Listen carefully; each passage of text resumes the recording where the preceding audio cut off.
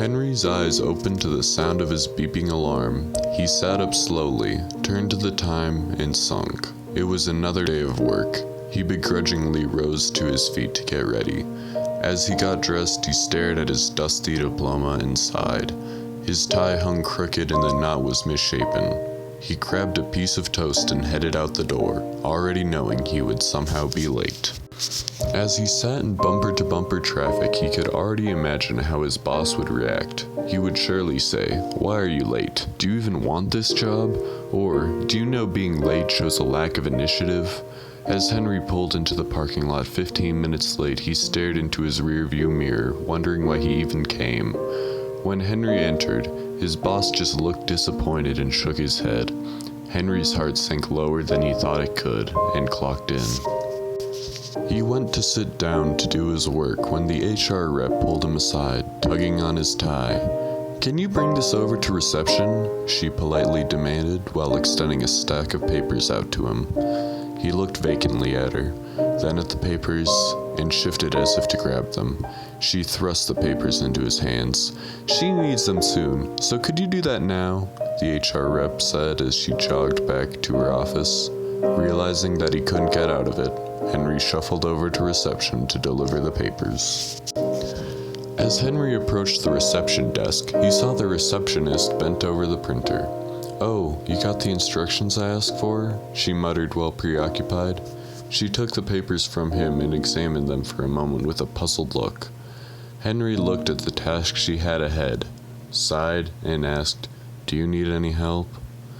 The receptionist looked up eagerly and said, "Really?" Realizing that he would probably lose at least an hour of work, but not wanting to take the offer back, Henry said, "Sure, why not?" They pored over the instructions and protocols for well over an hour. When taking out the ink, Henry got some on his tie. They struggled until the printer finally worked again. As the receptionist turned towards Henry after their success, Henry's coworker butted in and remarked, "Oh, you got the printer working. Mind if I borrow Henry for a bit?" Before Henry could respond, he was following his coworker to his desk. "So I got a load of paperwork to get through, but I have to leave. Could you do it for me?"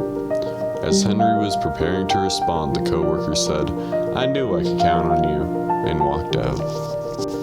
Henry sighed and brought the papers over to his desk to file them. As he was doing so, he stapled his tie.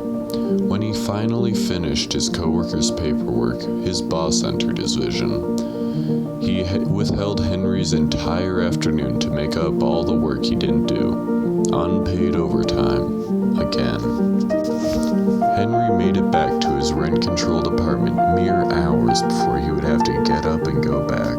He fell on his couch and sat in silence.